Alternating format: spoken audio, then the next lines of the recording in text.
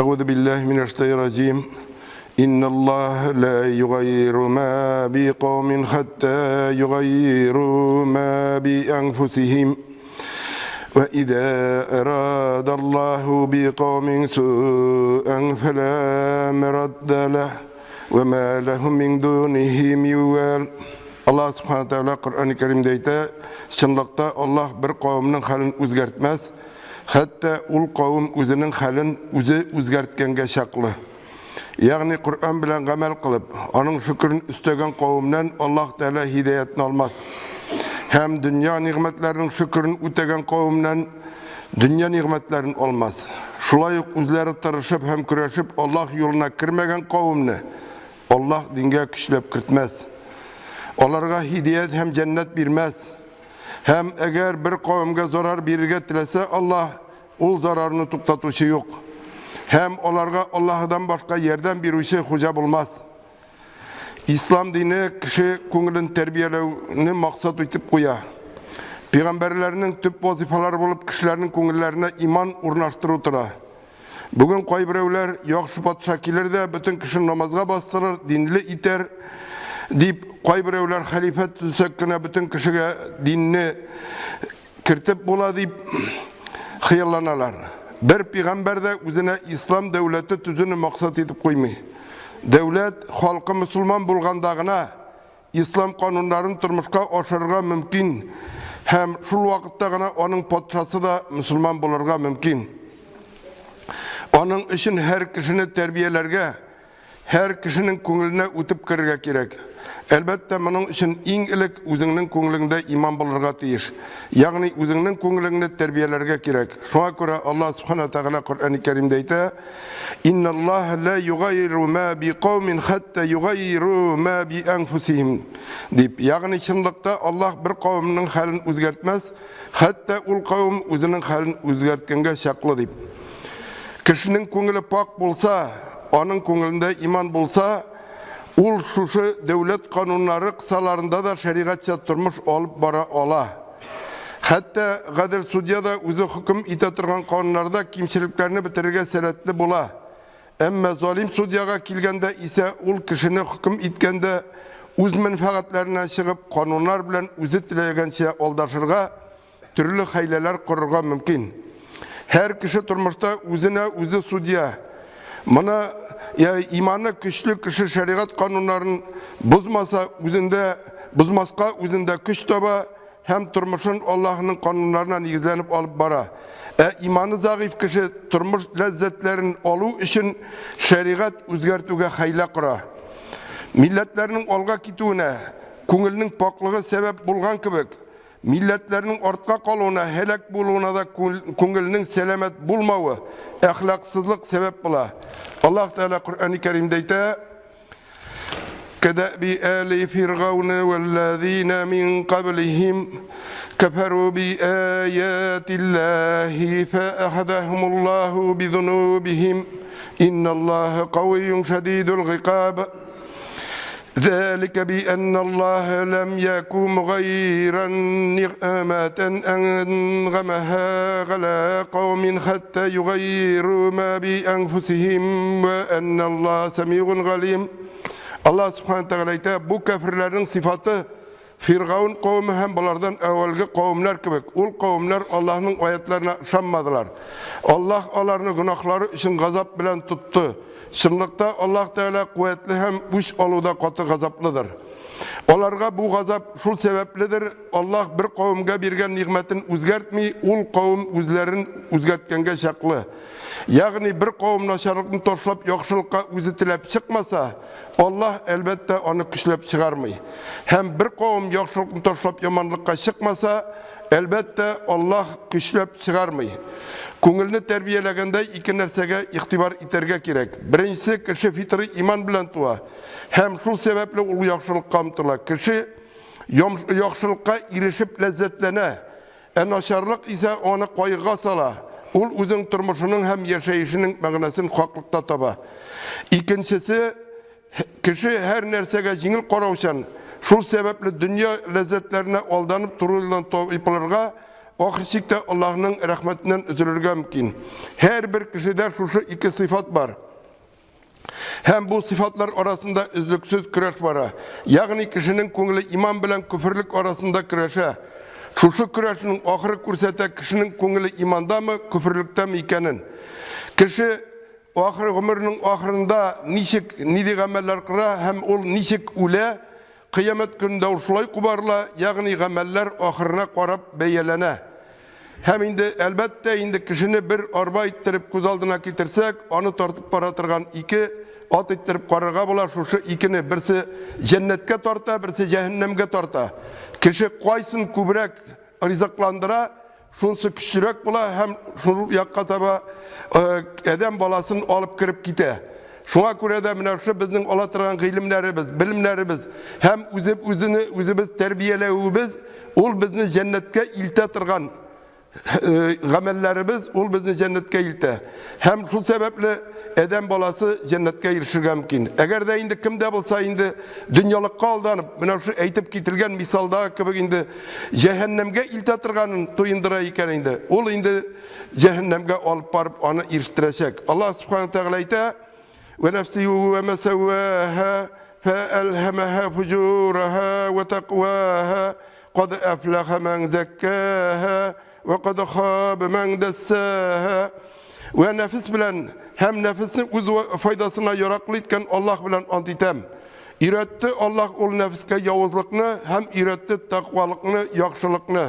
Şınlıkta kutkardı nefisin günahtan onu paklagan kişi. Şınlıkta Allah'ın nimetlerinden mahrum buldu. Cahillik bilen nefisin günahka şumurgan kişi. İslam'ın tüp vazifası kişinin fitri imanın saklav, onu günahlardan arındırı. Kişi tuğanda fitri iman bilen tuğa. Hem beligatke erişkende onu nişik terbiyeler olşulay erişe hem beligatke erişkenden sonra nişik ittirip özün terbiyeli hem olşulay bula. Hem indi kişi dünya lezzeti şeytan vesvesesi bilen yaşay aldana özü de sizmezsen günahka kire. Hem ol İslam dinine koytup kiri özünün tabii fitri haline erişe ola.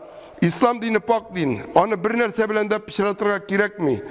Bugün koy birevler halk gadeti yılası deyip ya ise İslam'ını kisekkine özgertirge indi kisekkine kirtirge gerek tügül deyip urunsuz türlü fetveler verirge aşıgalar.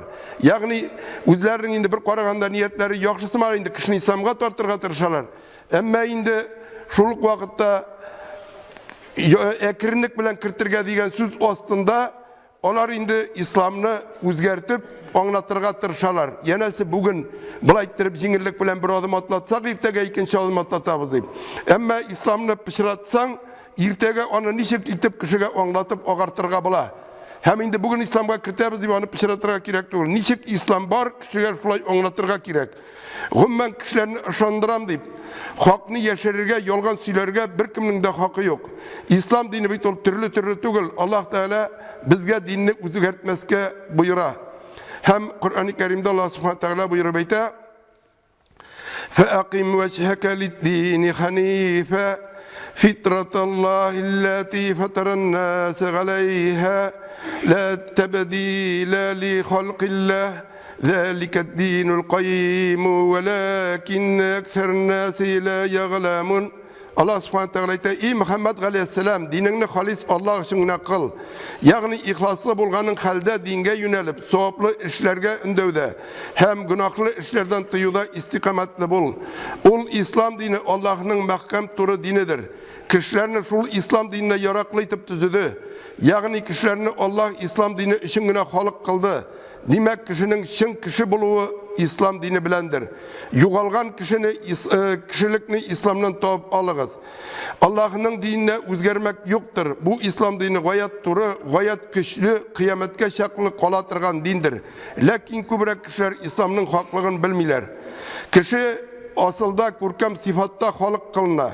Ol Rabbisini tanıy, ol yaxşılıkka umtula. Kişinin tüp sıfatı bulup dinsizlik, ahlaksız, torkavlık tügül. Belki takvalık, birdemlik tura. Kişi şu eytip gitilgen onay sıfatlarga iyi bulup kına yukarı derecedeki kurkemlikke iyi bula ola. Hem şulayık dünya lezzetlerine umtulup ahirçikte şularga iyi bulup түбенчелеккә төшә. Бүген кешенең яшәү рәвеше шәригатькә нигезләнеп түгел, бәлки динсезлеккә корылып, җәмгыять кануннарына нигезләнеп алып барыла һәм кешеләр дә түбәннәрнең түбәненә әверелделәр. İmansız kişinin baracak urnu da cehennemdir. Allah subhanahu teala Kur'an-ı Kerim'de ayet: لَقَدْ خَلَقْنَا الْاِنْسَانَ فِي أَحْسَنِ تَقْوِيمٍ ثُمَّ رَدَدْنَاهُ أَسْفَلَ سَافِلِينَ إِلَّا الَّذِينَ آمَنُوا وَعَمِلُوا الصَّالِحَاتِ فَلَهُمْ أَجْرٌ غَيْرُ مَمْنُونَ. Allah subhanahu teala ayet: Şınlıkta biz Adem balasını kurkemrek surette halık kıldık. Sonra ul itaatsiz kiri kişini ahirette tübenlerin tübenine koytardık, yani cehennemge. Meğer iman getirip Allah'a ve Resul'a itaat etken, günahlardan saklanıp izgi ameller kılgan kişilerine tübenlerin tübenine düşürmeyiz. Onlarga hiç kesilmetirgen mengi cennet nimetleridir. Kişinin yaşav revşin, amellerin erişken derecelerin onun kungulunun paklığı bilgili. Kungulu pak bulsa, onun amelleri izgi bola, niyeti dürüst bola. Ul yolu turu bola. Allah Teala onu turu yoldan çıkarmay, ona saklanırga kirekli nerselerini anlata. Allah Teala ayet: وَمَا كَانَ اللّٰهُ لِيُضِلَّ قَوْمًا بَعْدَ إِذْ هَدَاهُمْ حَتَّى يُبَيِّنَ لَهُمْ مَا يَتَّقُونَ إِنَّ اللّٰهَ بِكُلِّ شَيْءٍ عَلِيمٌ. Allah subhanahu teala Allah Teala bir kavmini turu yolga solgandan soň olarını turu yoldan odaştırır bulmadı. Hatta olarga nindi nerselerden saklanu tiyiş ikenligin beyan etkengeçe. Şınlıkta Allah Teala her nerseni bilüşü. Eğer kişinin köngülü pişirak şakşı bulsa ul tüvençilikке düşe. Allah Teala ayta: سأصرف عن آياتي الذين يتكبرون في الأرض بغير الحق وإن يروا كل آية لا يؤمنوا بها وإن يروا سبيل الرشد لا يتخذوه سبيلا وإن يروا سبيل الغي يتخذوه سبيلا ذلك بأنهم كذبوا بآياتنا وكانوا عنها غافلين. Allah subhanahu teala yer üstünde haksız tekebberlenip yürgen kişilerini bik diz ayetlerimizden döndürübüz. Hak sözlerden köngüllerini bizdiribüz. Eğer olar mucizalarını kurseler şanmaslar. Eğer hak yolunu kurseler onu üzerine yol itip olmazlar. Eğer azgınlık adaşı yolun kurseler onu üzerine yol itip alırlar. Onların şunday buluğu yolganlap ayetlerimizni inkar kılganları ve ayetlerinin hikmetlerinden gafil bulganları için. Bugün korap ketilgenlerge netice hesap şunu aytırga bulur idi: köngül paklığı ul yaktı iman hem izgi amellerinin jimişi. İslam dini kişinin fitri imanı türlü küfür amellerden saklarga yöneldirilgen, kişinin türlü tıyılganlarga kızıguşan,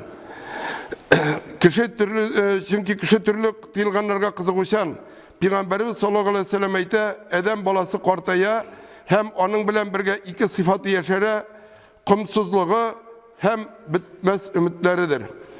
Kişi özünün köngülün Allah Teala'nın buyrularını ütepkine paklay ola. Köngül paklığı kisekkine barıqa kilmey. Ul armay, talmay, sabırlık bilen, şeriat kanunlarını ütev bilengine barıqa kile. Kişi benim barbar günahım köp, ya ise benim hulkum barbar özgermey dip, ya ise başka şunday sebepler bilen şeriatını ütemegen için aklanıp turga tiyiş tügül. Belki köngül paklığına ımtırırga tiyiş. Allah Teala'ya şın köngülden ışanu ul köngül paklığını kursete. İsten çıkarmasına gerek. Cennetke pak köngüllülerine kire. Köplerimiz bilatirgandır. Bir hadisin kıska şağına mağnasını iske düşürüp gitesim kile. Peygamber sallallahu aleyhi ve sellem cennet ehli turunda etken bir sahabeden sen nişik bu dereceye eriştinsin deyip soragaçtın. Ul sahabe etken men bir kimden de kündaşmayım. Hem bir kim turunda da noşar uylamayım deyip eyte. Hem şındap da indi biz mine ku eytirge yaratabız bugün günde men musulman deyip. Ama ahlaki sıfatlarga biz ihtibarını az birebiz.